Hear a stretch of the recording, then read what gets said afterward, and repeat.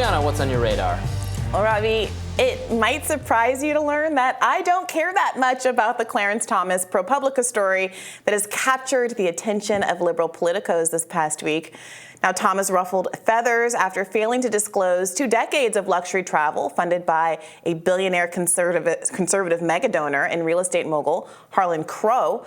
The story is chock full of salacious details like private jets to Indonesia, $500,000 yacht trips, matching custom polo shirts, and a bronze statue of Thomas's 8th grade teacher, all paid for by Harlan Crow. But how much does it really matter? AOC, who once worried that she might waste political capital if she forced the vote on Medicare for All, is now willing to force the vote on a Supreme Court justice impeachment, which, due to the composition of the House, won't advance anything at all. Other liberals spent the weekend arguing over whether the billionaire vacation patron's possession of Nazi memorabilia, including an autographed copy of Mein Kampf, is a reflection of fascist beliefs. It obviously isn't necessarily so, but ultimately, who cares? See, Clarence Thomas doesn't need proximity to a conservative billionaire to guide his ideology, whether he's a Nazi or not. Despite vaguely racist insinuations that Thomas isn't smart enough to write his own opinions, participate in oral argument, or apparently set his own jurisprudential agenda, I'm of the view that while Thomas's failure to disclose billionaire-funded vacations was a violation of ethics law, it probably did very little to affect his rulings. A number of elite conservative commentators share this view. Ilya Shapiro, a senior fellow at the right-wing think tank Manhattan Institute, tweeted, "Unless Harlan Crow has some business before the court, the Pro-Publica report about Justice Thomas is a big, breathless nothing burger." Jonah Goldberg, co-founder and editor-in-chief of the conservative news site The Dispatch, defended Crow as a, quote, deeply honorable, decent, and patriotic person, and the farthest thing from a Nazi. But while I superficially agree with these conservatives that the Thomas-Crow relationship doesn't tell us much about Thomas's susceptibility to corruption, my opinion is based on the fact that we already know everything we need to know about Thomas's feelings about corruption from his own statements. In short, SparkNote's version, he's for it. Let me explain. As Corey Robin writes in his must-read book, The Enigma of Clarence Thomas, the Supreme Court justice's jurisprudence on the subject of money and politics is very revealing. Thomas seems to take no issue with the anti-democratic consequences of wealthy people being able to buy an outsized influence in our so-called democracy due to their unlimited political spending power. As Robin writes, liberal critics will claim that Thomas's model is pure influence peddling, money buying access and legislation, the essence of corruption. Thomas counters that corruption happens only if there is a simple quid pro quo, a bribe, which is illegal. Influence and access, by contrast, are what all citizens seek. Influence peddling, in other words, is the essence of citizenship. To Thomas, these are not perversions of politics. They are politics. Simply put, sit down poors, money talks, and if you're not rich enough to have a say, tough luck. Thomas doesn't believe in the corrupting influence of money short of an explicit bribe. And he does not share the concern held by most Americans that extreme wealth can lead to a real perversion of democracy. With a few elites able to buy their way into elections, influence entire political parties, as in the case of George Soros or Ken Griffin, or even influence the public health response in a pandemic like Bill Gates, influencing politics via money, in Thomas's view, isn't a bad thing. In fact, for him, it's aspirational. To Thomas, a donation is simply a citizen exercising his right to speak through the candidate. Thomas seems indifferent to the fact that the wealthy elites obviously have more of a right to speak than the rest of us. So much for one man, one vote. Don't believe me? Here it is in Thomas's own words from a case called McConnell v. Federal Election Commission.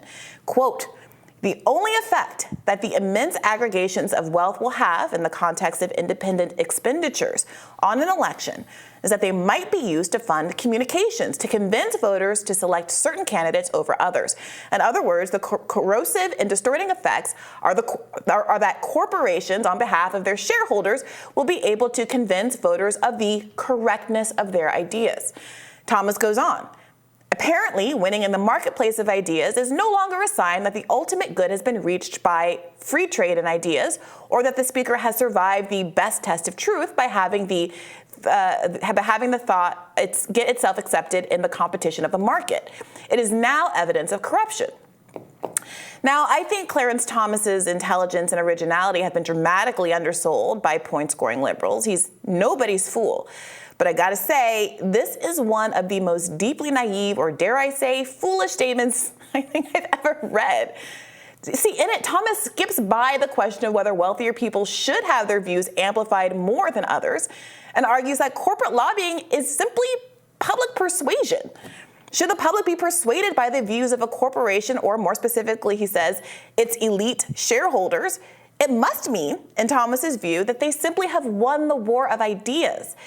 He ignores what we and the corporations that spend billions on advertising really know, which is that repetition, misrepresentation, positive associations with popular figures, even outright lies can convince us to engage in innumerable harmful activities or beliefs, from smoking cigarettes to buying that car we can't really afford. Edward Bernays, the pioneer of propaganda and modern advertising, understood how to use psychology to drive opinion. In his words, if we understand the mechanism and motives of the group mind, is it not possible to control and regiment the masses according to our will without their knowing about it? What kind of person would conflate corporate propaganda with good faith political persuasion? And what kind of person would be so indifferent to the power of a multi-billion-dollar pulpit from which to preach that propaganda? The answer? Clarence Thomas. When you understand his campaign finance jurisprudence, his choice to accept luxury trips worth millions of dollars from a billionaire real estate mogul while failing to do the bare minimum of just disclosing his travel as gifts, comes as no surprise. Now, I'm somewhat nonplussed by the Pro-Publica story because Thomas has always been transparently indifferent to what most people think of as corruption. In fact, in his jurisprudence, he has worked to protect moneyed interests' influence on the political process by conflating money with our most fundamental right, speech. As Robin writes, rights claims are designed to make it difficult for the government to interfere on our lives. By turning economic activity into a fundamental right of speech, Thomas flips the script, allowing the rich to take over the government. Robin explains that a recent study shows how businesses are increasingly the most important beneficiary of the court's First Amendment rules. Whereas businesses used to win First Amendment cases at a much lower rate than individuals, they now win those cases at roughly the same rate as individuals do. While liberals have been focused on voting rights and abortion cases, which are, of course, important, they have largely neglected to ring the alarm bell over the class war the elite conservative justices are waging against working America. Of course, Clarence Thomas's defenders, who I mentioned earlier, the ones who downplay the Pro-Publica story, well, I want to just cut through the back and forth about Nazi memorabilia to talk about how corruption is undermining our democracy. It's clear with just a little investigation that their motives are very different and, well, potentially corrupt. As Andrew Perez reported at The Lever, the first defender I mentioned, Ilya Shapiro, happens to be a senior fellow at the conservative Manhattan Institute, where billionaire Crow's wife is on the board of trustees. What does Shapiro do at the Manhattan Institute? He leads an amicus brief program which lobbies the Supreme Court to rule in certain ways on certain issues. The second Thomas defender I mentioned at the top, Jonah Goldberg, is a senior fellow at another conservative think tank where, surprise, surprise, Crow sits on the board of trustees. One could argue they, to a more official degree than even Thomas, are literally on the payroll. And if you don't think their professional position affects their opinions, or that Thomas's decisions are influenced by his close relationship with a billionaire who gives him millions of dollars in free travel trips, do you think there are many billionaires funding fancy institutes with a goal of lobbying for you to have, say, more protections on the job, higher wages, student debt cancellation, medical debt cancellation, or lower health insurance premiums? Is it possible that the very existence of the Manhattan Institute is proof of the concept that money talks? Are you moved at all by the fact that Democratic House Minority Leader Hakeem Jeffries was a guest at Harlan Crow's office complex just a few weeks ago, where Harlan apparently gave him a very warm introduction? Do you get it yet that this is all one big bipartisan rich man's club, and you are not in it? Yeah, so Robbie, I think the story completely missed the point in the way that it's been handled and covered. What Justice Thomas did was not illegal. The violation at most was that he failed to disclose. Even if he disclosed, there was nothing actually keeping him from doing these things. It was all optics. Okay, it's bad optics, but what does it really mean about our system? Well, we didn't need this trip. We didn't need any of this to know that Justice Thomas is someone who's been very clear about wanting to conflate the idea of money and speech, and who has said that all money in politics is basically A-okay, as long as I didn't literally say, I'm giving you this money on the condition that you do X, Y, and Z thing, which we all know is not how the world works. Look, I frankly take a similar view. Money is on some level speech. Obviously, it is unfair that some people have more access to that than others, but like no one would you complain? Like the New York Times makes endorsement of candidates. It has newspapers that go out to millions of influential people. It can have sway over who is the nominee in the Democratic Party. I don't have a newspaper. I can't do that. Should there be some? Could there be some restriction to make the New York Times' ability to influence the dialogue the same as my own? Obviously, that would violate the First Amendment. This is kind of like that, is what the Supreme Court has said. The influence cannot be made equal. What we can do, we can constrain what the government does and make it less profitable for people to spend their money trying to elect political figures. You know, agriculture wants to spend millions of dollars on lobbying in order to get, the domestic sugar industry supported with subsidies or something. I would just kill those subsidies. Oh, there you go. They don't have as much reason to spend money.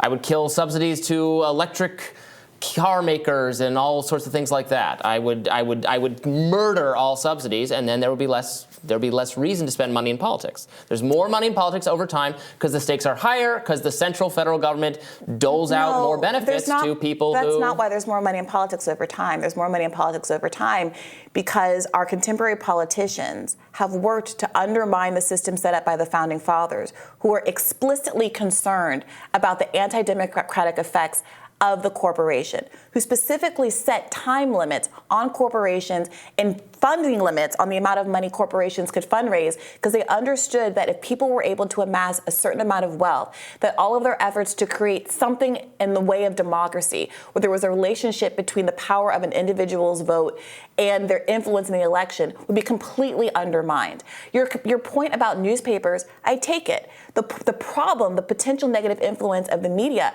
is that it has been so aggregated under such a small, discrete number of owners who are themselves billionaires who have bought up these institutions for exactly that same reason, is a real problem with respect to influence peddling and the ability of us to have a genuinely free press whose ideas really do reflect the broader populace. That is an issue. But that is a very different thing, I would argue, one that needs to be addressed, but a very different thing from intentionally undermining the limits on campaign contributions from individuals, which we all know have a direct relationship to individual candidates being able to be successful in the political arena. So if you truly believe that money is speech, this is the slippery slope that we're going down. Any labor protection that you might be interested in, which maybe you're not interested in, but most of the people watching who, work jobs are interested in, your ability to have some recourse when you're fired, your ability to get a living wage, your ability to actually unionize and use the leverage of your work, use the leverage of your workplace to actually push back against the moneyed interest of your employer. if money is speech, then it is also true that the I'm sorry, I lost my train of thought. Well, I didn't mean to interrupt you, but those groups spend tons of money on lobbying. Public employees unions are one of the major funding constituencies of the Democratic Party. Of course they do, and there are also limits on how much you can. Transparency with independent expenditures is what people want. They want to have limits on individual campaign donations. They just want there to be some visibility with who is actually controlling these kinds of elections. And if you're in a position where you say all money is speech, then it is also true that the people who are using money in coercive anti-labor contexts are using that money as speech. It becomes, you're saying that money is as empowered as any but fundamental right. So if you don't have money, what does it mean if your basic Bill of Rights level of rights are conflated with the power of the dollar? That's exactly the opposite of the kind of institution that America was supposed to be upon its founding. I think in reality, it's very hard to solve the issue that you're laying out here. I'm not saying it's not an issue. The influence is not fair all the way around. But the insiders and the wealthy are actually, even if you make the rules very stringent, are very good at figuring out how to technically game them and still. I mean, the result of McCain-Feingold was to set up the PAC system, right? Came as a result of that. There's then a new system in place where it's even more entrenched by the powerful people to find out how to spend money, et cetera. You're right. Which is why we're talking about this. Right. So I'm saying instead of, I'm saying ultimately, don't worry about that so much, and just the thing they're trying to get the government to do, let's have that influence and power be less. Wait a minute, Robbie. Maybe we don't give the government the power to unilaterally destroy Twitter. There's no government here. This isn't the government. That's the thing they're trying to achieve by the lobbying. Robbie, this is literally, you just described a horrible problem that most Americans agree is a problem. This is literally definitionally corruption. It's definitionally corporate corruption. You're saying it's tough to solve it, that the government has done a poor job resolving it. They haven't tried. They've actually been working overtime to undo a lot of the protections that we've had. And the Supreme Court has been at the core of that. And the fact that it's easy to evade is exactly what this story is and why people are upset about it. Because it shows how, with impunity, a Supreme Court justice who is at least supposed to give the impression that he is making decisions based on law and precedent. I mean, he is. He just has a very different view of the law than you do or than I do. Is willing to thumb his nose at even the optics of his own independence by spending so much time and taking so much money and resources from someone who has a direct conflict of interest with most Americans and who has cases that are of interest to him regularly appearing before the court, even if he personally isn't a litigant. Mm-hmm. That is exactly the problem, that this kind of soft corruption has become easy, and it is a substitute, or not even a substitute, it is done in tandem with the harder types of corruption, the more concrete types of corruption, which have become easier and easier because of the jurisprudence of people like Clarence Thomas. So if you think that it's fine that money is speech, if you think that it's fine for a billionaire to be able to buy his way into an election like Michael Bloomberg, if you think it's fine that per that study that I keep bringing up, the Princeton study from 2014, that there is a zero connection between the actual will of the people and what actually gets legislated in Congress, and a very strong connection between the interest of moneyed people and billionaires and what gets legislated in Congress, then fine. This is all fine, and it is a free country, and you're allowed to take that position. Could not get Michael Bloomberg over the finish line. Hillary Clinton spent more money than Trump. There's a little bit of fatalism that takes hold. Well, no. We'll never have enough money, so or then the other guy will always lose. This isn't fatalism. This is a report. At the end of the day, people vote. No, it's literally not true. So you can go to that Princeton study and say, oh, I dispute their methods here, there, and the other, but it is broadly accepted that we have an anti-democratic system, that we have a plutocracy. It's part of why so many people love Donald Trump, because he said he was going to go there and shake up the swamp and unroot all of the monsters who have been leeching off of our democracy from D.C. Now, I would argue that he absolutely did not do that. But you're going to sit here and say to millions of Americans who desperately want an end to corruption, whether it comes via Donald Trump or it comes via Bernie Sanders. What are they trying to achieve? What is the policy that they're trying to get by buying the political figures, or what do they want out of them? Citizens United, Let's constrain for one. that. Let's constrain that. Citizens United, for one. No. What are they spending the money on? What goal, what policy do they want when they get their legislator in power? Like, what do they want? They want a favorable subsidy or a tweak in the regulation or something. So let's stop doing. They want to kill a competitor. That's why they're trying to make the political figures favorable so they can get some policy out of the government that will be more beneficial than the amount of money they spent to elect the person. And I'm saying concentrate there instead of trying to put little limits on, well, they have to spend it this way or on this day or in this way. Concentrate on the policy at the end of the day. Okay. This is a waste of time. I think that most Americans don't think that campaign finance reform is a waste of time. I think the idea... I don't care how they feel. They're wrong. It is a total waste of time. All right, let us know what you think. Is campaign finance reform a waste of time? Fools to suggest otherwise, but let us know in the comments. More Rising after this.